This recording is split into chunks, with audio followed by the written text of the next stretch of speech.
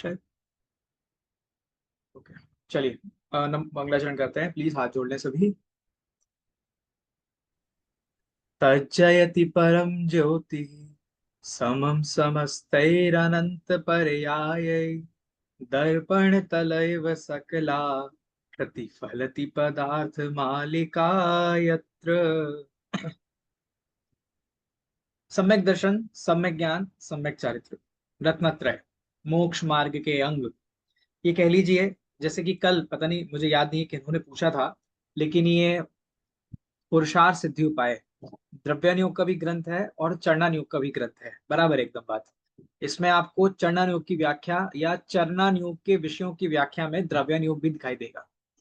इसमें जो आज हम जो परिभाषा पढ़ेंगे ना अहिंसा की, वो सबसे अच्छी परिभाषा है पूरे जिनागम में अहिंसा की। मैंने अच्छी इन द सेंस सबसे निश्चयभूत परिभाषा, और शायद सबसे पहली यहाँ होगी अमृत चंद्र आचार्य ने जो लिखी है। मुझे याद नहीं है इसके पहले कहीं लिखी है क्या, मैं गलत हो सकता हूँ मुझे, क्योंकि मैंने पूरा दूसरा साहित्य नहीं देखा है इस मामले में। बट जो हिंसा और अहिंसा की परिभाषा आचार्य अमृतचंद स्वामी दे रहे हैं, जबकि वो अपने द्रव्यानुयोग के लिए जाने जाते हैं, समयसार की आत्मख्याति टीका के लिए जाने जाते हैं, तो भी उन्होंने चरणानुयोग के विषय को इतना अध्यात्म परोसा है उसमें, तो मजा आ रहा था पढ़ के। हम मुझे ध्यान है, मैंने लास्ट क्लास में यानी कि कल चारित्र का लक्षण देखा था कि वास्तव में चारित्र किसका नाम है।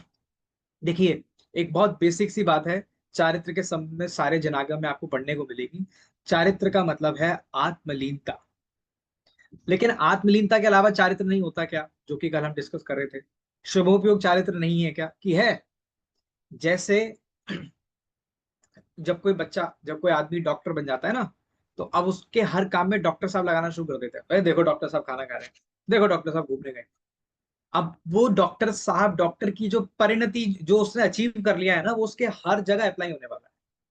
इसको एग्जैक्टली यहाँ तो नहीं लगा सकते, लेकिन इतना कह सकता हूँ, शुद्धोपयोगी मुनिराज या शुद्धोपयोगी जीव ज्ञानी धर्मात्मा जो शुद्धोपयोग को धारण कर चुके हैं, शुद्धोपयोग को प्राप्त कर चुके हैं, ऊपर के या रचना जी परम भाव में जो स्थित है, ऊपर के गुण स्थानों में जो स्थित है, अब उनका उनका आचरण आगम अनुकूल ही है वास्तव में। तो वे हिंसा यानी कि वो पाप में प्रवृत्त होंगे ही नहीं, और वे जनागम के अनुसार जो आचरण होता है वो उनका डेली स्केड्यूल हो जाता है।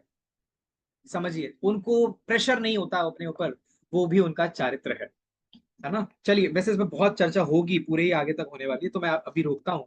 मैं पढ़ता हूँ पेज नंबर 71 पे, 40 नंबर की गाथा है, यहीं से पढ़ना है अपने को। 40 नंबर की गाथा है, चारित्र के भेद।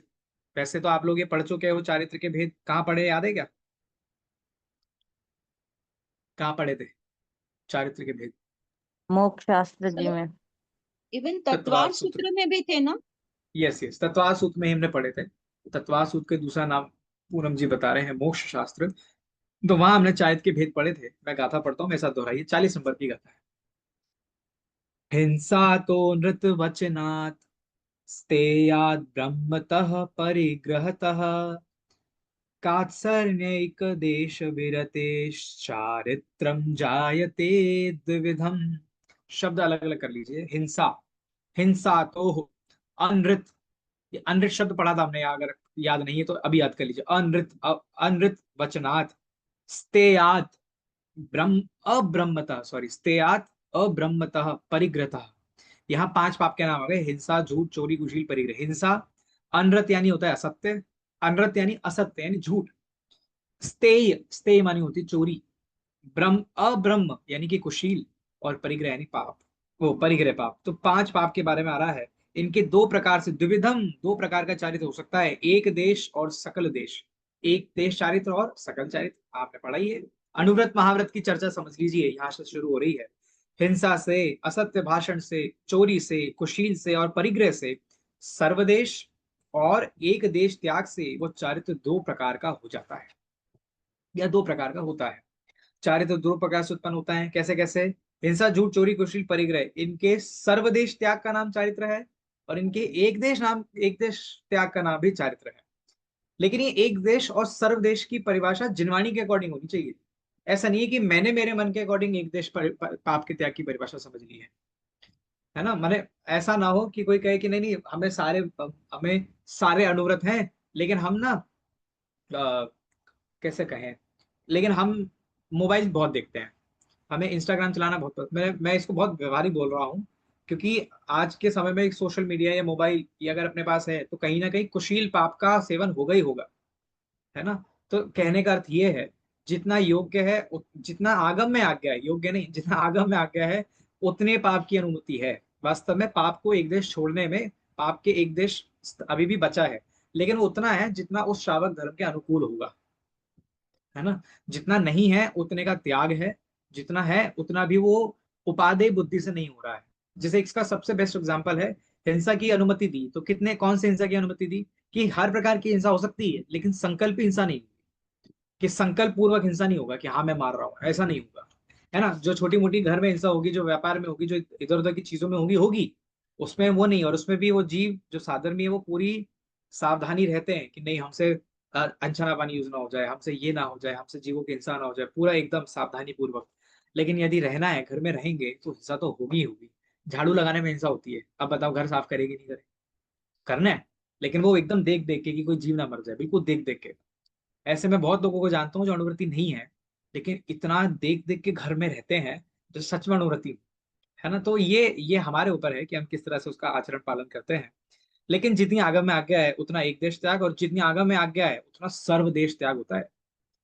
अगर कोई मुराज कहने लगे कि मुझे पसीना बहुत आता है मैं रुमाल रख लेता हूँ, ये सर्वदेश त्याग नहीं है, परिग्रह का एक एग्जाम्पल है, ये आप बहुत जगह लगा सकते हैं।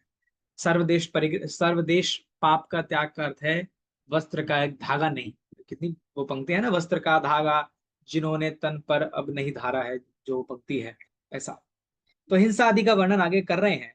सर्वथा त्याग को सकल चारित्र कहते हैं। सकल यानी संपूर्ण, सर्वदेश, और देश यानी एक देश, आधा, कुछ पार्ट्स में जो त्याग हुआ है वो देश चारित्र है।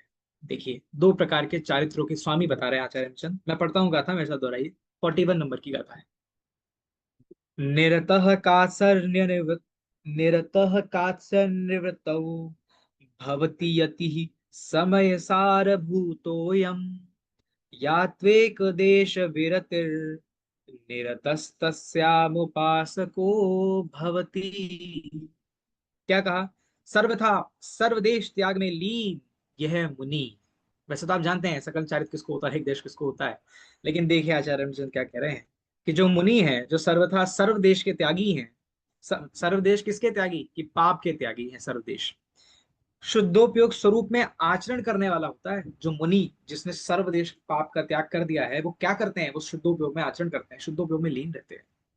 और जो एक देश विरति है उसमें लगा हुआ उपासक अर्थात श्रावक होता है। जिसने पाप का एक देश त्याग किया है वे श्रावक कहलाते हैं। जिन्होंने पाप का सर्वदेश त्याग किया है वो मुनि या यति कहलाते हैं, यति ऐसा। मुनिराज सर्वथा त्यागी है, श्रावक एक देश त्यागी है।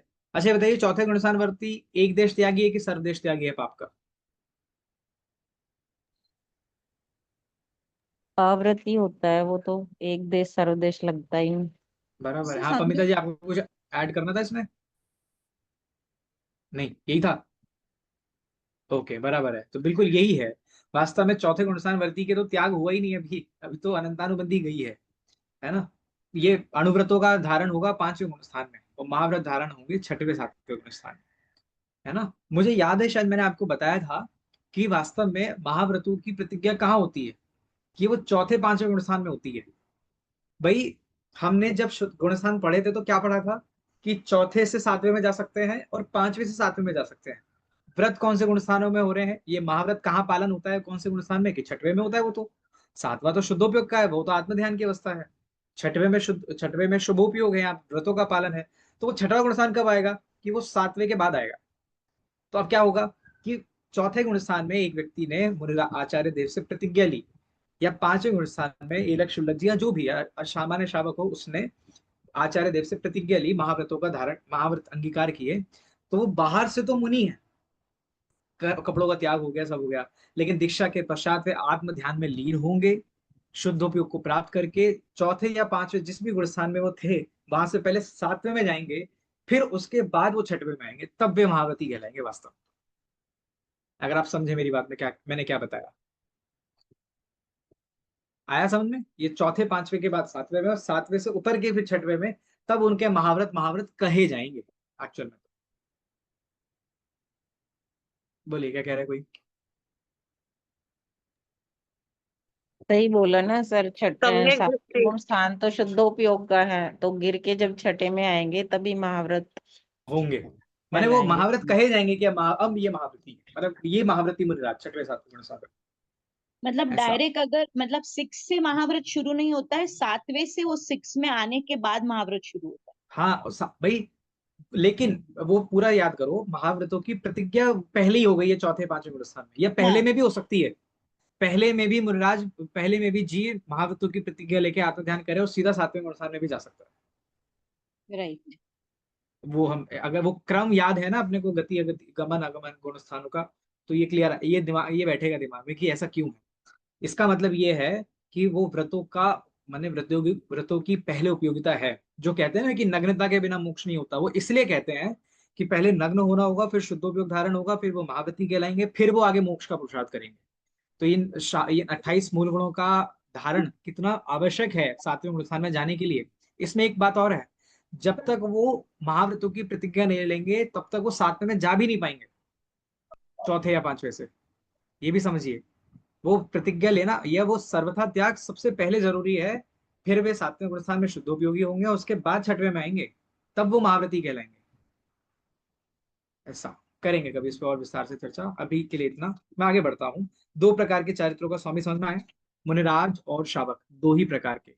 मुझे ध्यान है शायद अष्टपाहुड़ में हमने पढ़ा था कि 3 प्रकार के लिंग हैं, याद है आप लोगों को? कौन कौन से थे? 3 लिंग, जिनागम में 3 लिंग बताए हैं। तो निर्ग्रंथ मुनि, हाँ आर्यका, हाँ आर्यका जी, और हाँ, श्रावक। शावक, बराबर, अच्छा। करेक्ट एकदम, बहुत बढ़िया। इसके अलावा और कोई अवस्था, या कह लीजिए इसके अलावा और कोई चारित्र देखने को मिलेगा नहीं, है ना। ऐसा ये 3 ही वास्तव में पूज्य हैं। आइए आगे बढ़ते हैं। सर वो ठीक, इल्लक शुल्लक भी इसी में आते हैं। हाँ, एलक्ष लगी वो 5वें गुण स्थान वर्ती आरिका जी के साथ जी। आइए टीका देखे क्या कहा। जिसके अंतरंग में तो 3 कषाय रहित शुद्धि का बल है, तथा 5 पाप के सर्वथा सर्वदेश त्याग में जो जीव लगा है, वो मुनि है ना। क्लियर कट एकदम। ये मुनि समयसार जो है, शुद्धोपयोग शुद्धात्मा उस स्वरूप ही है, माने ये मुनिराज समयसार स्वरूप है। समयसार का अर्थ क्या है? शुद्धात्मा, शुद्ध जीव, उस स्वरूप है, शुद्धोपयोग रूप है। मुनि तो शुद्धोपयोग स्वरूप ही होता है। जो शुभोपयोग रूप भाव है, वह भी इस मुनि की पदवी में कालीमा समान है, माने वो कलंक कहा जा रहा है खराब भाषा में, कालीमा कह लीजिए, राग द्वेष है, वे तो वास्तव में वो उसका वास्तविक स्वरूप नहीं, मुनिराज का वास्तविक स्वरूप नहीं है क्या, उनका शुभोपयोग। वास्तविक तो वे शुद्धोपयोग स्वरूप ही होते हैं। जो 5 पापों के कथनचित एक देश त्याग में लगा हुआ जीव है, वो श्रावक है, या कह लीजिए जिनके अंतरंग में इतनी शुद्धता है, 2 कषाय चौकड़ी के भाव रूप, और साथ ही अणुव्रतों का पालन है, वे श्रावक कहलाते हैं। सकल चारित्र के स्वामी मुनिराज और देश चारित्र के स्वामी श्रावक होते हैं। बराबर है, कोई डाउट? आगे बढ़ते हैं। आइए, बहुत ही गजब की परिभाषा, अहिंसाणुव्रत की परिभाषा देख रहे हैं। अहिंसा, 5 पाप रूप हिंसा क्या है और अहिंसा की परिभाषा क्या है, वो आएगा आगे। गाथा नंबर निकालिए 42, पढ़ता हूं। मैं चाहूंगा कि ये वाली तो नहीं, शायद आगे वाली, अच्छा अच्छा, 42 नंबर की गाथा है, मैं पढ़ता हूँ। 5 पाप एक हिंसा रूप ही है, बहुत बड़ा स्टेटमेंट है ये। वही कह रहे हैं बाकी के 4 पाप कुछ होते ही नहीं, सारे ही पाप हिंसा रूप है। हिंसा, झूठ, चोरी, खुशी, परिग्रह, ये 5 अलग अलग नहीं है, ये एक ही है और हिंसा रूप ही है। देखिए कैसे कहा, पढ़ते हैं।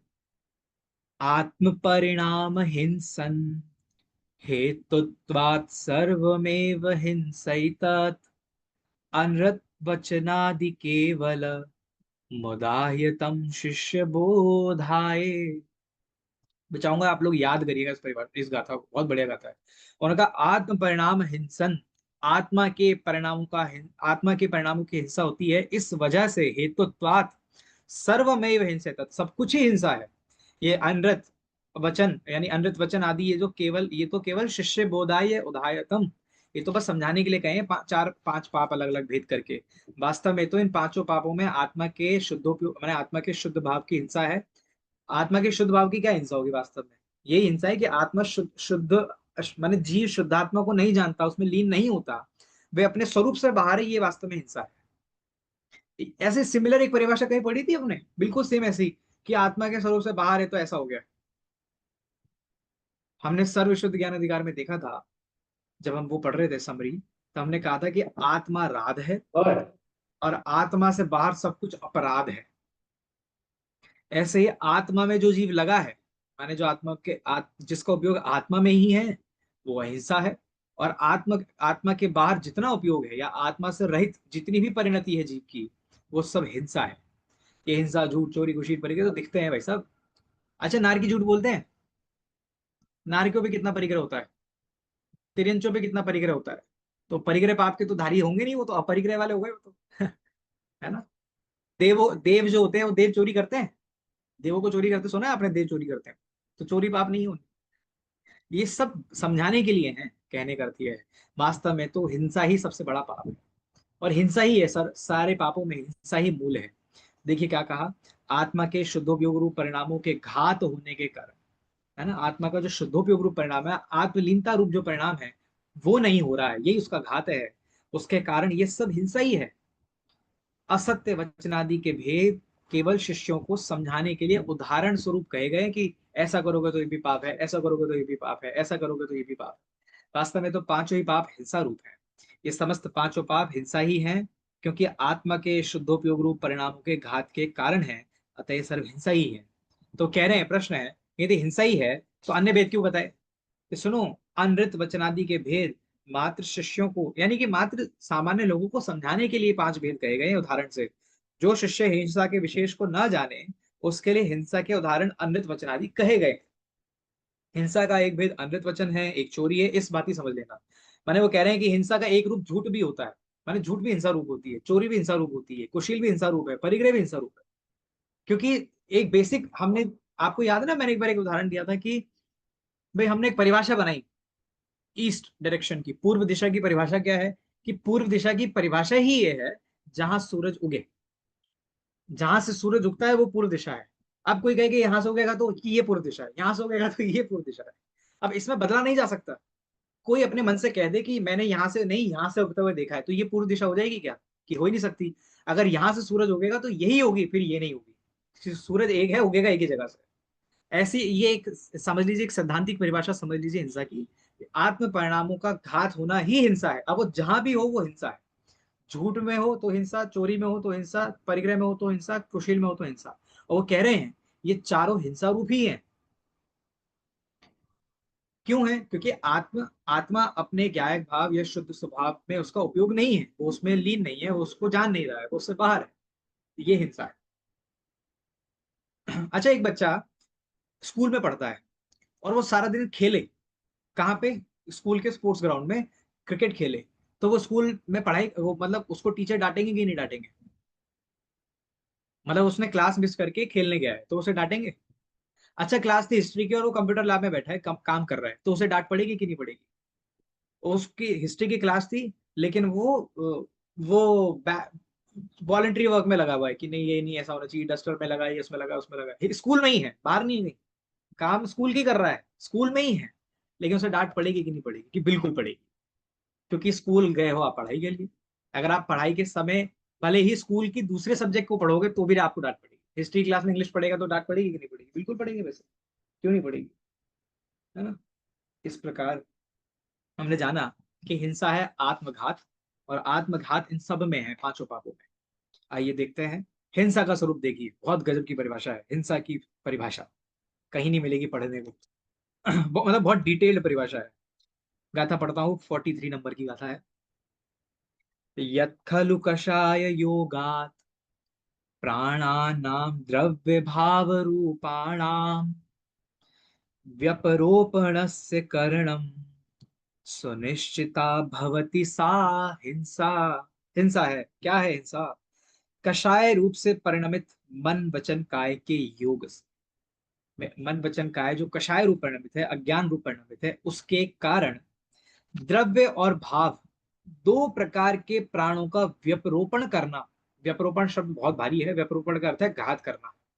माने दो द्रव्य और भाव, इन दो प्राणों का घात करना, वो निश्चय से भली भांति निश्चित की गई हिंसा है। माने मन वचन काय जो अज्ञान कषाय से कलुषित है, माने जो अज्ञान रूप है, जो कषाय रूप है ऐसे मन वचन काय द्वारा द्रव्य हिंसा और भाव हिंसा, माने द्रव्य रूप से प्राणों का घात करना और भाव रूप से प्राणों का घात करना, ये हिंसा है। ये शब्दों में कठिन लग रही है, बहुत सिंपल परिभाषा है।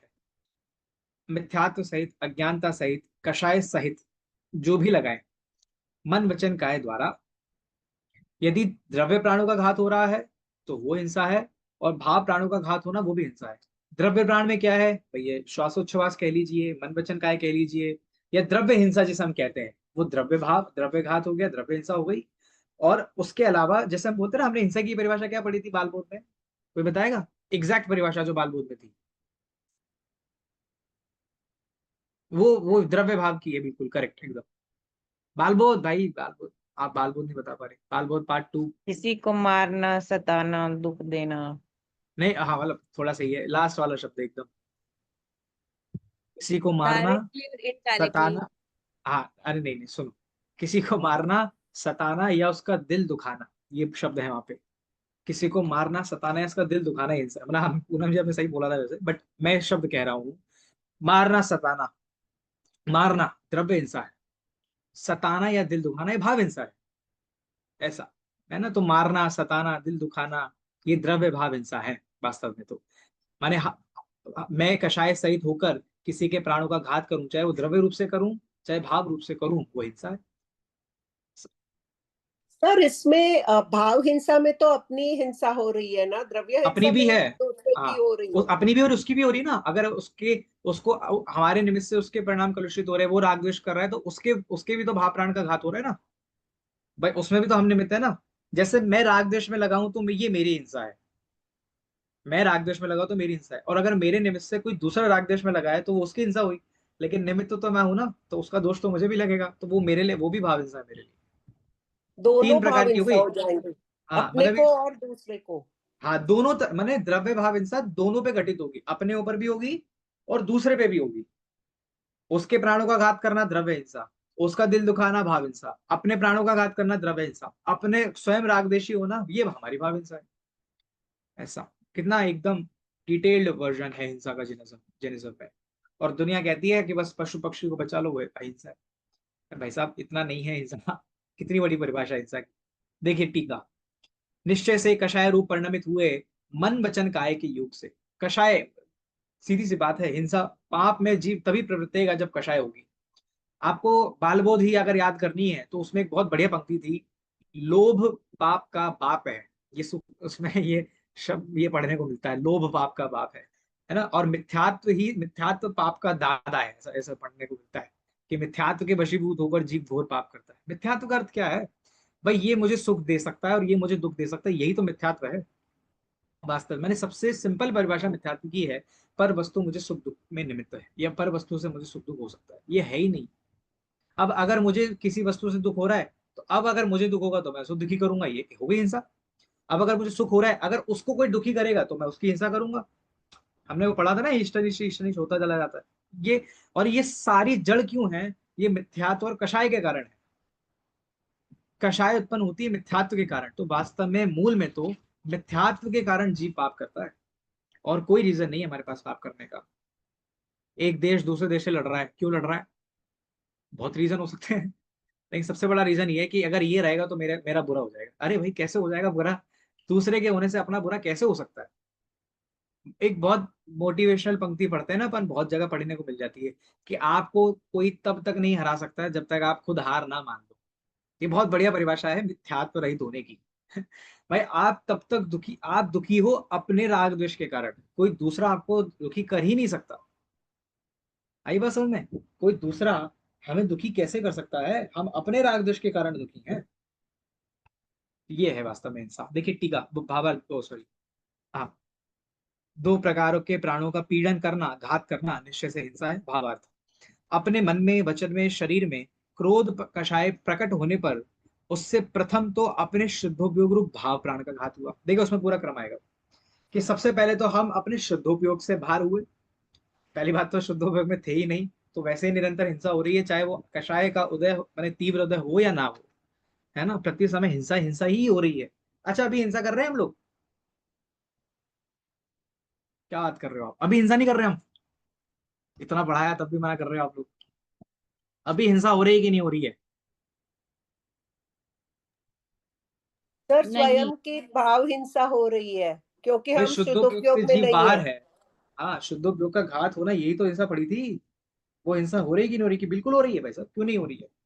तो फिर प्रति सर अगर ये है केस तो शुद्धोपयोग तो सर तब जब तक हमको शुद्धोपयोग नहीं होगा तो हम हर एक स्टेट में हिंसा हमारी चालू ही है। हाँ, लेकिन अब उसका कैसे आप उसको देखते हैं वो भी समझिए। अभी मिथ्यात्व की अवस्था है, कषाय हैं, है ना, मन वचन का कलुषित है, अपने शुद्धोपयोग से हम बाहर हैं, हिंसा हो रही है, क्यों नहीं हो रही है? हम स्वाध्याय कर रहे हैं, हम बेसिक हमने क्या पढ़ा, वो सूरज को उदाहरण क्यों दिया था मैंने पूर्व दिशा का? इसके लिए तो दिया था। हमने हिंसा की परिभाषा ही कही है कि शुद्धोपयोग स्वरूप से बाहर होना हिंसा है। अब आप समझ लीजिए क्यों है ये हिंसा, क्यों कही ये हिंसा।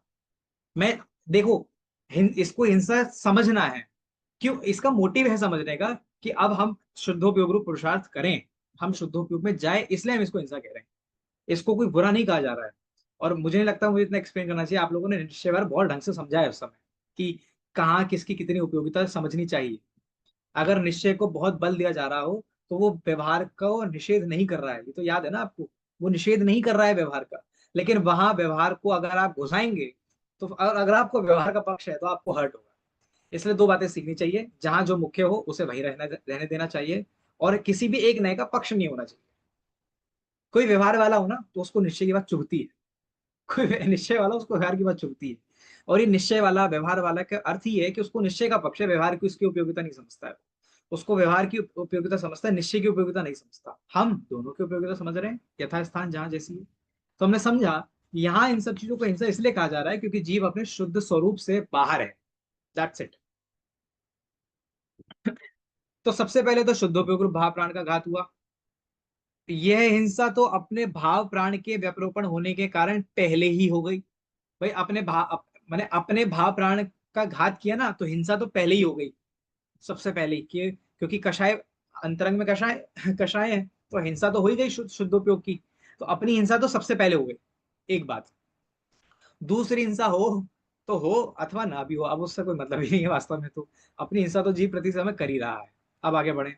और बड़ा पाप, पश्चात कदाचित तीव्र कषाय रूप होने पर अपने दीर्घ श्वास आदि से अथवा हाथ पैर से अपने अंग को पीड़ा उत्पन्न करे या अपघात करे, मर जाए, तो उसमें अपने द्रव्य प्राण के घात रूप हिंसा हुई। कहने का अर्थ यह है कि खुद खुद को कष्ट दे, फांसी लगा ले, कूद जाए, ये सुसाइड क्या है? ये द्रव्य हिंसा है वास्तव में। कोई अपने को मारे, खुद को टॉर्चर करे, ये भी द्रव्य हिंसा है। खुद को पीड़ा देना भी है और खुद को मार देना भी द्रव्य हिंसा, दोनों को इसमें कैटेगरी में ले रहे हैं, है ना। मैं यहाँ पे इसको एक सेकंड यही रोक के एक चीज आपको समझा देता हूँ। आज के समय बड़ा बहुत भयंकर कॉन्फ्लिक्ट हो रहा है, इस समय भी, पहले भी हुआ था, फिर से होने शुरू हो गया है। वो संलेखना संथारा के विषय में कि जी जैन धर्म में संथारा संलेखना क्या है, खुद को पीड़ा देते हैं। आपको तो मालूम होगा, और अगर नहीं मालूम तो एक पुस्तक है समाधि मरणीय संलेखना, दादा की लिखी हुई है, वो पढ़िएगा, पढ़ी होगी शायद आप लोगों ने। सिंपल सिंपल सी बात है, समाधि संलेखना संथारा में जीव खुद को पीड़ा नहीं देता है, कोई पीड़ा नहीं दे रहे, बुद्धिपूर्वक उन पर वस्तु का त्याग है, परिग्रह का त्याग है, आसक्ति का त्याग है, और धीरे धीरे शुद्धोपयोग का पुरुषार्थ किया जाता है ना। तो वो द्रव आपको इसलिए कहा जा रहा है कि अगर आपको कोई बोले तो आप इसको उससे कनेक्ट मत करिएगा, क्योंकि देखो खाना पीना छोड़ दिया है, देखो ये कर दिया, देखो वो कर दिया है, खुद को टॉर्चर कर रहे हो तुम लोग। तो ऐसा नहीं है, टॉर्चर नहीं कर रहे हैं, आसक्ति छोड़ रहे हैं धीरे धीरे, वस्तु ग्रहण करने की आसक्ति छूट रही है। तो द्रव्य हिंसा अलग है। तो अपनी द्रव्य हिंसा क्या है? खुद का घात करना। अब आगे बढ़िए। यदि कषाय से, माने सोचो, मंद कषाय से तो प्रति समय निर्जरा वो हिंसा हो ही रही है, स्वरूप से बाहर है। थोड़ी तीव्र कषाय हुई तो खुद का घात किया, और तीव्र कषाय हुई अब क्या कर रहा है कि अन्य जीव को कुवचन कहा, उसको गाली दी, उसको बुरा कहा, मर्म भेदी हास्य किया। बहुत भारी शब्द है ये, मर्म भेदी हास्य, ऐसा मजाक कर देना कि उसका दिल टूट जाए, टूट जाए नहीं, उसको बहुत पीड़ा हो अंदर से, ये भी हिंसा है। हास्य को कषाय क्यों कहा जिनवाणी में? हास्य को कषाय कहा है, हंसने को कषाय कहा है, क्यों कहा है? माने अगर हमारे वचनों से किसी को बुरा लग रहा है, भले ही मजाक में, तो वो भी हिंसा है। हम तो किसी का दिल भी नहीं दुखाते ना, अपन तो जैनी व्यक्ति। और ऐसा कार्य किया कि जिससे उसका अंतरंग पीड़ित होकर कषाय रूप परिणमित हो जाए। हेमंत जी, वो कह रहे हैं हमने ऐसा कुछ काम किया कि उसके मन में राग द्वेष उत्पन्न हो गया, उसका मन कषायवान हो गया। जो व्यक्ति सामान्य मंद कषाय बैठा था, उसके मन में भी तीव्र कषाय उत्पन्न हो गई हमारे वचनों से। ये पर के भाव प्राण के व्यपरोपण से हिंसा होती है, मतलब उसके भाव प्राणों का घात करना, ऐसी हिंसा होती है। और एक स्टेप और ऊपर, और तीव्र कषाय हो गई तो क्या किया, और जहां कषाय के वशीभूत होकर प्रमादी हुआ, अन्य जीव के शरीर को पीड़ा पहुंचाई अथवा प्राण नाश कर दिया, मैंने उसको शारीरिक पीड़ा देना या उसको मार ही देना, वहां पर के द्रव्य प्राण के घात से हिंसा हुई। इस प्रकार हिंसा का स्वरूप है ना। चार प्रकार की हिंसा हो गई, द्रव्य भाव, स्व की भाव हिंसा, स्व की द्रव्य हिंसा, पर की द्रव्य हिंसा और पर की भाव हिंसा। समझ में आ गई? चार प्रकार की हिंसा या हिंसा के चार भेद हमने यहाँ पढ़े। सर यहाँ क्रम बोला है तो यही ऑर्डर में नहीं होएगा ना, मगर नहीं, कभी इसका कोई 1 ऑर्डर नहीं है होएगा, वैसे। कभी 3 हाँ होएगा। हाँ, इसका कोई ऑर्डर नहीं है। देखो वो कह रहे हाँ, हैं सबसे, ये अपने स्वरूप की भाव प्राणी की जो हिंसा हो रही है, माने भाव प्राणों की अपनी जो हिंसा हो रही है, तो प्रति समय है। इसलिए हाँ, उन्होंने कहा कि अब दूसरी हिंसा हो तो हो तो ना भी हो, प्रति समय अपने शुद्ध उपयोग से बाहर है तो जीव अपने भाव प्राण का घात तो कर ही रहा कर ही रहा है। हाँ, है ना। हाँ। चलिए बहुत बढ़िया। हाँ जी, बस एक गाथा और पढ़ लेता हूँ मैं आज, और ये सबसे बढ़िया गाथा है। मैं चाहूंगा प्लीज इसको याद करिएगा, जरूर याद करिएगा इस गाथा को। ये और इसके पहले वाली जो थी, हिंसा की परिभाषा और अहिंसा की परिभाषा दोनों। क्या कहा, 44 नंबर की गाथा है, 44 में पढ़ता हूँ।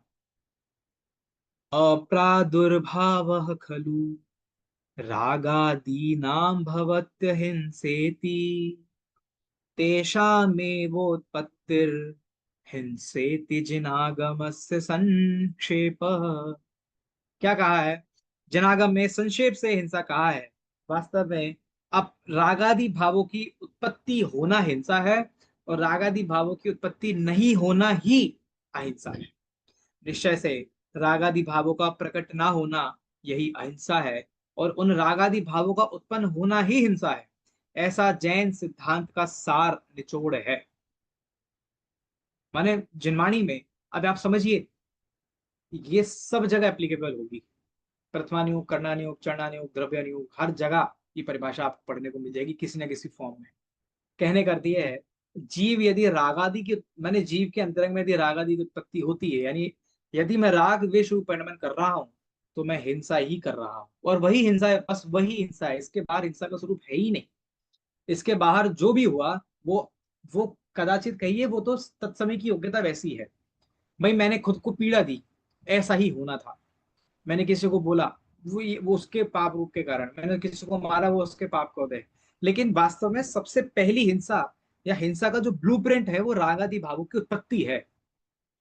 कोई बिल्डिंग बनती है तो सबसे पहले क्या होता है, सबसे पहले एक ब्लूप्रिंट, एक नक्शा बनाया जाता है कि ऐसी बनेगी। वास्तव में जिस दिन वो ब्लूप्रिंट बनेगा, उस दिन से बिल्डिंग का काम शुरू हुआ है।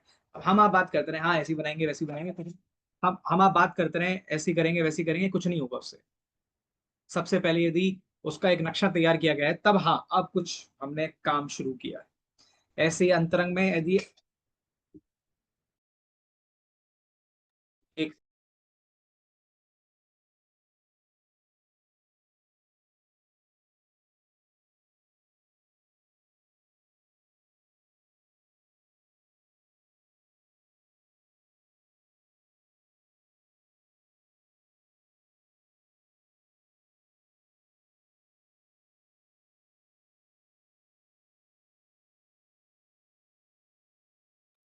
सर आप म्यूट पर है। मैं कह रहा था कि हिंसा का ब्लूप्रिंट है राग द्वेष। उन्होंने कहा यदि राग द्वेष की हो रही है वो हिंसा है, और यदि राग द्वेष उत्पन्न नहीं हो रहे वही अहिंसा है ना। इसको बहुत विस्तार से समझा जा सकता है। मैं थोड़ा सा पढ़ता हूँ पहले टीका। निश्चय से रागादि भावों की उत्पत्ति ना होना इतना मात्र ही अहिंसा है, क्योंकि यदि यहाँ राग है ही नहीं, तो इसके निमित्त से होने वाले आगे द्रव्य भाव प्राण पर के द्रव्य प्राण भाव का घात होगा ही नहीं। माने क्योंकि शुरुआत तो यहीं से हुई थी ना, अपने राग द्वेष के कारण, अपने मिथ्यात्व ज्ञान के कारण, राग द्वेष के कारण हिंसा शुरू हुई थी। अब अगर यही नहीं है, तो आगे जो उसका क्रम था हिंसा होने का, अपने द्रव्य प्राण और दूसरे के भाव द्रव्य प्राण, वो तो बढ़ेगा ही नहीं, आगे आगे पहुंचेंगे नहीं वहां तक। इसलिए उन्होंने कह दिया कि बस इतनी ही अहिंसा है, इतना कर लो बस। आपको याद है ना, वो एक समय एक बार अपन ने चर्चा की थी कि यदि किसी को अगर किसी को आलू का त्याग करना है, तो उसको दुनिया के सारे आलू को कहने की जरूरत नहीं कि मैंने तुम्हारा त्याग किया है, खुद खाना छोड़ दीजिए, दैट्स इट। है ना। तो यदि यहीं से शुरुआत हो गई, यहीं अगर राग द्वेष की उत्पत्ति नहीं हो रही है, तो फिर आगे आने वाला जो उसका पूरा क्रम है वो उत्पन्न ही नहीं होगा। तो इतनी ही अहिंसा है, और हिंसा भी इतनी ही है, क्योंकि यहाँ हुआ था इसलिए आगे हुआ था। और अगर यहाँ हो गया है दैट मीन्स वही हिंसा है। आगे होना ना होना वो मैटर करता नहीं। वो नहीं भी हुआ तो भी जीव को उतना ही पाप, उतना ही दोष और उतनी हिंसा उसको लग रही है। उसका संसार बढ़ रहा है, ये उसकी हिंसा है। एक बार मुझे ध्यान है, कहीं तो बात हुई थी, कुछ तो ऐसा हुआ था, शायद स्मारक में या कहीं, तो उन्होंने पूछा कि संसार का सबसे बड़ा दुख क्या है, संसार में सबसे बड़ा दुख क्या है। तो उन्होंने कहा संसार ही सबसे बड़ा दुख है, संसार में रहना ही सबसे बड़ा दुख है, संसार में और कोई दुख है ही नहीं वास्तव में, संसार खुद ही दुख स्वरूप है ना। तो वो राग द्वेष स्वयं एक हिंसा स्वरूप है। इसके आगे तो वो और तीव्र कषाय होगी तो वो तो और संसार बढ़ाने वाला है। हम ये नहीं कह रहे उसको कोई फल नहीं मिलेगा, वो और उसको बढ़ाने वाला है। लेकिन यहाँ राग द्वेष उत्पन्न हो रहे हैं, ये प्रति समय हो रहा है, और संसार बढ़ता ही जा रहा है, बढ़ता ही जा रहा है, बढ़ता ही जा रहा है, ये कहा। चलिए आगे एक बार इसको पढ़ लेते हैं, एक बार रीड कंप्लीट करते हैं इसको। अपने शुद्धोपयोग रूप प्राणों का घात रागादि भावों से होता है, इसलिए रागादि भावों का अभाव होना ही अहिंसा है। आदि शब्द से यहाँ पे क्या क्या हो गया, रागादि भाव हो रहा है ना, राग आदि, तो आदि का अर्थ क्या हो गया, राग द्वेष मोह काम क्रोध मान माया लोभ हास्य शोक भय जुगुप्सा प्रमाद आदि जितने भी विभाव भाव हैं, उन सबको यहाँ पे काउंट कर लिया है। इनके लक्षण कहते हैं कि अब, अच्छा इन सब के लक्षण आ रहे हैं बराबर। अपने को कोई पदार्थ इष्ट जानकर प्रीति रूप परिणाम का होना है राग है, अरे बढ़िया लग रहा है, उसमें जो प्रीति रूप परिणाम है वो राग है। अनिष्ट जानकर अप्रीति रूप परिणाम कि अच्छा नहीं है, ये द्वेष है। पर द्रव्य में एकत्व ममत्व परिणाम का होना मोह है। मैथुन रूप परिणाम का होना काम है, माने कुशील रूप परिणाम वो काम है। इनसे अनुचित किया ऐसा जानकर पर को दुखदायक परिणाम क्रोध है, इसने गलत किया मेरे साथ, ऐसा इसने अनुचित किया नहीं, इसने मेरे साथ गलत किया, और ऐसा होने के बाद माने पर को दुख देने वाला जो परिणाम है वो क्रोध है, जिससे दूसरे को दुख होगा। दूसरे से अपने को बड़ा मानना, ये मान है, मैं बड़ा। मन वचन काय में एकता का भाव, माने वो है ना अपने बड़ा था, मन वचन काय में कुटिलता होना, जैसा मन में वैसा वचन में नहीं, वैसा काय में नहीं, वो माया है। पर द्रव्य के साथ संबंध करने की इच्छा रूप परिणाम ये लोभ है। भली बुरी चेष्टा देखकर विकसित रूप परिणाम हास्य है। अच्छा बुरा देखकर माने हास्य तो आप समझते हैं, माने मजाक इत्यादि, हंसना इत्यादि, वो हास्य कषाय है। अपने इष्ट का अभाव होने पर आत रूप परिणाम करना शोक है, माने जो चीज पसंद थी वो चली गई, अब बुरा लग रहा है, आर्त रूप आर्त ध्यान रूप परिणाम हो रहे हैं जैसे, है ना। आपने पढ़ा था ना, वो इष्ट का वियोग अनिष्ट का संयोग वो शोक है। अपने को दुखदायक जानकर हटन रूप परिणाम ही भय है, अरे यार अपने इससे अपने को खतरा है, इससे दूर हो जाना चाहिए, ये भय है। ग्लानि रूप परिणाम जुगुप्सा है, घृणा करना, जो हमने वो निर्विचिकित्सा के समय देखा था कि गंदगी देखकर सुधारे, ये तो बहुत गंदी है, ये ग्लानि का परिणाम, ये जुगुप्सा है। कल्याणकारी कार्य में अनादर करना प्रमाद है, बहुत बढ़िया परिभाषा है प्रमाद की, कि जो हमारे लिए सबसे जरूरी है, जो हमारे लिए कल्याणकारी है, उसका अनादर करना या उसमें सही माने उसमें परिवर्तन न करना, ये प्रमाद है वास्तव में। तो दुनिया प्रमाद का मतलब समझती है कि देखो सोता रहता है पूरा दिन, देखो आलस करता रहता है, ये प्रमाद नहीं है भाई साहब। प्रमाद ये भी है वास्तव में, यदि जीव अपने जो वास्तव में कल्याणकारी है उसका अनादर यदि करे या उसको ना करे, वो भी प्रमाद है। आपको ध्यान है ना, और इसका सबसे बेस्ट एग्जांपल है प्रमत्त विरत नाम का गुणस्थान, छठवां गुणस्थान। सोचो, जो सर्वश्रेष्ठ आचरण है उस गुणस्थान का नाम है प्रमत्त विरत। वाह, माने वो गजब की बात है, माने वो प्रमाद से विरत हो रहे हैं, माने वो प्रमाद की दशा है वास्तव में मुनिराजों के लिए, तो मुनिराजों की अपेक्षा देखी जाए तो, और हमारे लिए वो आदर्श है। ऐसा ही है गुणस्थान।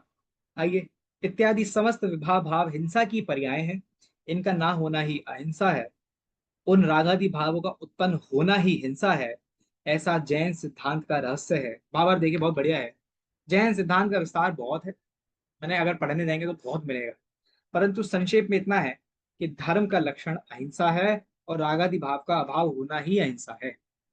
अगर आपको कहीं भी लिखा मिले अहिंसा परमो धर्म, तो अहिंसा परमो धर्म किसी और के लिए नहीं लिखा है कि दूसरों पर अहिंसा के भाव अभयदान का भाव, वो इसके लिए नहीं था, वो अपने लिए है कि वास्तव में जिनागम में अहिंसा किसका स्वरूप है कि स्वयं में राग आदि की उत्पत्ति नहीं होना, ये मेरा वास्तविक धर्म है ना। मतलब कई बार मुझे ऐसा लगता है कि कितना प्रैक्टिकल धर्म है ये, कितना निरपेक्ष है, जिसको ऐसी कोई चाह नहीं कि ऐसा हो जाए तो बढ़िया। अच्छा मंदिर बन जाएंगे तो धर्म बचा रहेगा, माने खूब मंदिर बनाया जाए, खूब मंदिर बनाया जाए तो धर्म रहेगा, नहीं वैसा। माने हमसे है धर्म और हमारे लिए धर्म था, अगर हम तो राग द्वेषी होते जा रहे, मंदिर बनते जा रहे, तो एक ना एक दिन ऐसा होगा कि हमारी परंपरा में कोई होगा जो सब तोड़ देगा। धर्म वैसे नहीं बचने वाला। जो जीव स्वयं में राग द्वेष का अभाव करके मोक्ष का पुरुषार्थ करेगा, वो वास्तव में उसका धर्म है, और उसी के कारण धर्म है ना, वही अहिंसा है वास्तव में। किसी जीव को बचा लेना, या किसी को दाना डाल देना, किसी को कह लीजिए, बहुत सारी हो गई हैं आजकल, तो मतलब कितनी सारी चीजें चलने लगी अहिंसा के नाम पे। ऐसे बहुत से ऐसे ऑर्गेनाइजेशन है जो छोटी छोटी चीज करते रहते हैं कि भाई हम कह लीजिए आज कबूतरों को दाना डालेंगे, आज पक्षियों को खाना खिलाएंगे, आज राह चलते लोगों को खाना खिलाएंगे, अहिंसा परमो धर्म। हम मना नहीं कर रहे इन सब चीजों को, लेकिन आप विचार तो करो, अहिंसा परमो धर्म का इससे संबंध है भी कि नहीं है ना। वो अपने लिए है ये बात इतनी।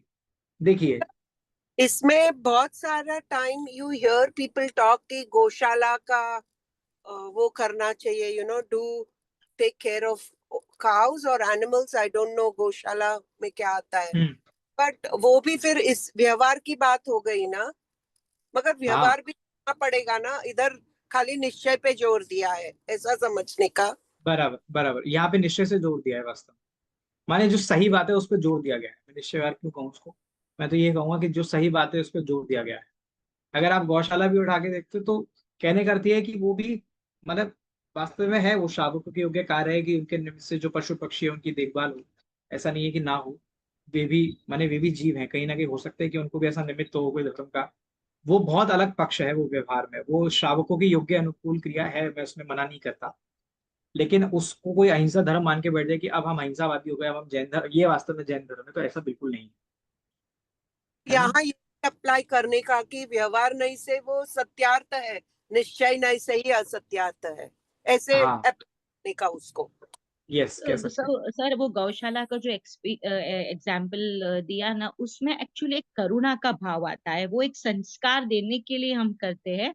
वो हिंसा से अलग है, क्योंकि गौशाला के अंदर तो ऑलरेडी गायों, वैसी गायें ही हैं जिनको शेल्टर दिया गया है। तो हम जब जाते हैं गौशाला में कुछ भी एक देने के लिए अच्छे अच्छे मौके पे, तो बेसिकली हमारे बच्चों में एक संस्कार आते हैं कि करुणा भाव हर एक जीव के लिए रखना है।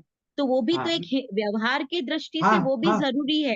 हाँ, मैंने बोला वो जरूरी है, बराबर है। उसमें कोई, मैं तो कह ही रहा हूँ, कोई डाउट है ही नहीं उसमें। वो तो श्रावकों की योग्य अनुकूल क्रिया हो सकती है, वहां प्रॉब्लम नहीं है। प्रॉब्लम यहाँ है कि वो करुणा का जो भाव है उसको जिनागम में राग रूप का है कि वीतराग का रूप का है, ये बताओ पहले तो। वो राग राग है कि रूप, वीतराग का है? राग तो रूप है राग सर। तो हिंसा वो ही है राग वास्तव तो मतलब राग सर ये करुणा है ना, ये हिंसा है ना, ये मतलब अहिंसा तो नहीं कहेंगे, हिंसा में। है, हाँ क्योंकि रागम में हाँ, राग अब को हिंसा कहा है। इससे बचने के लिए एक सिंपल सा हमारे पास फंडा होता है, ये मंद कषाय रूप परिणाम है।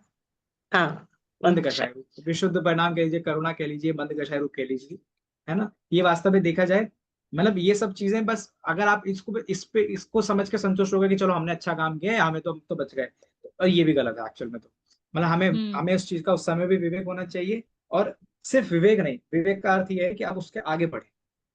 राइट, मतलब अटक नहीं पता है जाना है, गलती मतलब कर रहे हैं। हाँ वहां नहीं अटक नहीं, नहीं जाना है, क्योंकि हाँ शुद्ध उपयोग इज हम अपना प्रयोजन शुद्ध उपयोग है, वो आत्मलीनता है। करेक्ट, यस, बढ़िया। ठीक है, एक और बात आ रही है कि अन्य ग्रंथों में कहा है, हिंसा का लक्षण पर जीव के पीछे, अगले पेज पे 84 पे पढ़ रहा हूँ, हिंसा का लक्षण पर जीव के प्राणों को पीड़ा पहुंचाना क्यों नहीं कहा। मैंने किसी ग्रंथ में आया कि ये बताओ, पर जीव को मारना सताना ये हिंसा क्यों नहीं कही। इसलिए नहीं कही क्योंकि इस लक्षण में अतिव्याप्ति और अव्याप्ति दोष दोनों लगते हैं। हमने ये दोष तो याद होंगे आप लोगों को, अपने पढ़े थे। अव्याप्ति क्या होती है, अतिव्याप्ति क्या होती है। अव्याप्ति यानी ऐसा लक्षण हो जाना जो वस्तु में ही पूरी तरह सेट नहीं होता। आधा आम का लक्षण बनाया मीठा, तो आम तो खट्टे भी होते हैं, तो मीठा आम का लक्षण नहीं हो सकता, अव्याप्ति दोष है। अतिव्याप्ति कि आम का लक्षण बनाया मीठा वो इस क्यों, क्योंकि और भी फल मीठे होते हैं, चीकू भी मीठा होता है, और जो भी फल मीठे होते हैं, मुझे अभी नाम याद नहीं आ रहा एकदम, लेकिन और जो भी फल मीठे होते हैं, केला भी मीठा होता है, अलग अलग से भी मीठे होते हैं। तो ऐसा लक्षण बनाना जो बाहर भी मिल रहा है, अतिव्याप्ति। और एक असंभव दोष भी है। असंभव दोष भी हमने पढ़ा था कि वो ऐसा लक्षण बना लेना जो उसमें एग्जिस्ट ही नहीं करता। जैसे आम का लक्षण बना लिया कड़वा, तो आम कभी कड़वा होता ही नहीं वैसा, ऐसा है ना? चलिए, इस प्रकार के 3 दोष हैं वैसे तो। क्या किया जाए, पढ़ें क्या? सर ये दोष, ये अभी आपने जो दोष, वो दोष को आप रिलेट करिए, हाउ वो हिंसा नहीं है, नहीं नहीं, वो मतलब। इसके लिए ही अगली गाथा है एक्चुअल में, वो इसी के लिए अगली ओके गाथा है, वो उसको थानी का या उसका प्रस्तावना समझ लीजिए, प्रीफेस है उसका इस अगली गाथा का। पढ़ता हूँ गाथा, अंतिम गाथा जल्दी से देखते हैं। 45 नंबर की गाथा है कि हिंसा का लक्षण अगर ये बनाया जाए कि दूसरे जीवों को मारना, तो इसमें अति व्याप्ति नाम का दोष आता है। माने हिंसा का लक्षण ये नहीं हो सकती कि सिर्फ दूसरों को मारना हिंसा है और कोई हिंसा नहीं, ये नहीं हो सकता। इसमें अति व्याप्ति नाम का दोष आता है। क्यों आता है? 45 नंबर की गाथा है, पढ़िए। युक्ताचरणस्य सतो रागाद्यावेशमन्तरेणापि न हि भवति जातु हिंसा प्राण व्यपरोपणादेव। कि और योग्य आचरण वाले संत पुरुष के रागादि भाव के बिना केवल प्राण पीड़न से हिंसा कभी भी नहीं होती। भाई साहब, वो कह रहे हैं निश्चय ऐसे देखा जाए जिनका ये आचरण योग्य है, ऐसे जो संत पुरुष है, महान पुरुष है, जो रागादि जिनके ऐसे संत पुरुषों को रागादि भावों के प्रवेश बिना केवल पर जीव के प्राण पीड़न करने से मात्र से ही कदाचित हिंसा नहीं होती। इसका एक बार इसका भावार्थ पढ़ लेते, फिर इसको समझते हैं। महान पुरुष ध्यान में लीन है या गमन आदि में सावधानी से यत्नपूर्वक चल रहे हैं। महान पुरुष अर्थ है मुनिराज। एक बार को हम मुनिराज समझ के चलते हैं, जो ध्यान में लीन है, जो विहार इत्यादि कर रहे हैं, आहार इत्यादि कर रहे हैं, सावधानी पूर्वक, यत्नाचार पूर्वक, एकदम कोई प्रमाद नहीं। और कदाचित उनके शरीर के संबंध से किसी जीव के प्राण की पीड़ा हो गई या उसको पीड़ा हो गई, पहुंच गई। जैसा आता है ना कि अगर मुनिराज विहार कर रहे हैं देख देख के, चार हाथ आगे आगे देख कर चल रहे हैं, लेकिन अब चार हाथ आगे देख के चल रहे थे और देखा आगे कोई जीव नहीं, लेकिन अचानक से एक जीव आके उनके पैर के नीचे आ जाए और मर जाए, तो उसका मुनिराज को दोष लगेगा कि नहीं लगेगा? कि वैसे तो नहीं लगेगा, क्योंकि वो सावधानी पूर्वक चल रहे हैं, उसका उन्हें दोष नहीं है। अब ये बताओ, जीव मरा कि नहीं? कि मरा, लेकिन दोष लगा कि नहीं? कि नहीं लगा ना, क्योंकि सावधानी वहां पे बरकरार है, वहां सावधानी बनी हुई है। और गजब की बात यह है, मुनिराज तो वैसे भी प्रायश्चित प्रतिक्रमण इत्यादि करते रहते हैं कि अनजाने अनजाने में जो भी जिन जीवों की हिंसा हो गई है उसके लिए क्षमा प्रार्थी है ना। वे प्रति समय और सावधानी पूर्वक प्रयत्न करते हैं कि और सावधानी पूर्वक क्रिया हो। यदि फिर भी अगर किसी जीव की योग्यता ऐसी आ गई है और वो उनके पैर के नीचे ही दब के मरेगा, तो इसमें मुनिराज का दोष नहीं है, वे तो सावधान थे। तो इसलिए उन्होंने कहा, अगर सिर्फ पर के मारने को हिंसा कहते, तो मुनिराजों के निमित्त से यदि जीव हिंसा हो जाती है तो उसको दोष नहीं लगता। तो अब बताओ हिंसा हुई कि नहीं? कि नहीं हुई। तो हिंसा का लक्षण पर जीव को मारना मात्र नहीं हो सकता, है ना। हिंसा में पर जीवों को मारना आता है, लेकिन मात्र पर जीवों को मारना हिंसा है ऐसा नहीं बन सकता, ये कहा जा रहा है सिंपल भाषा में। उन्होंने कहा कि कारण कि उनके परिणाम में कषाय भाव नहीं था, कोई कषाय नहीं थी, है ना। इसलिए पर जीव के प्राणों को पीड़ा होने पर भी हिंसा नहीं कहलाती, अतः अति व्याप्ति नाम का दोष लगता है। चलिए, बहुत बढ़िया। किसी को कुछ कहना है? और सर यदि यदि से हम लोग चल रहे हैं, हम देखते हुए ही चल रहे हैं और ध्यान रख रहे हैं, पर फिर भी हमारे पैरों के नीचे कोई जीव आ गया, तो वो हिंसा होगी। भाई देखा जाए तो अगर अब ऐसा नियम आ रहा है, अगर हम भी बिल्कुल देख देख के चल रहे हो, यदि जीव मर जाए तो उसका हिंसा का दोष तो नहीं लगेगा वैसे तो। लेकिन वास्तव में वहां पे एक वैसा प्रमाद तो है ही, कषाय सहित, माने हम कषायवान तो है ही, है ना। क्योंकि हम हमारे में सम्यकदर्शी नहीं है, इसलिए हमारे को हाँ, पाप मिथ्यात्व लगेगा। का भाव नहीं है, ज्ञानता का भाव नहीं है, ना तीन कषाय चौकड़ी का भाव है। तो वास्तव में वो हिंसा तो नहीं कंसिडर की जाएगी उसको, लेकिन तो भी कहीं ना कहीं जीव हम ज्यादा प्रमादी हैं मुनिराजों की अपेक्षा, ऐसा समझ। और इसमें ऐसा मत सोचो कि हमसे हो जाएगी, तो मतलब मैं ऐसा कहने का अर्थ ये है, हम बचे नहीं, हम हमेशा सावधानी पूर्वक विहार करें, चले, देखते हुए कार्य करें। लेकिन जितनी सावधानी मुनिराज अपने जीवन में सहज ले आते हैं ना, उतनी हम जबरदस्ती कर करके लेके आएंगे तो वो भी उसका वास्तविक स्वरूप नहीं है। तो बचना चाहिए उन सब चीजों से, ऐसा। चलिए, ठीक है, आज के लिए इतना बहुत है। अगली चर्चा हम कल की क्लास में करेंगे। जिनवाणी स्तुति कर लीजिए प्लीज। निज निधि निज में बताई, यह अनंत उपकार है। इसके लिए जिन वाणी माँ को वंदना शत बार है, वंदना शत बार है। बोले द्वादशांग में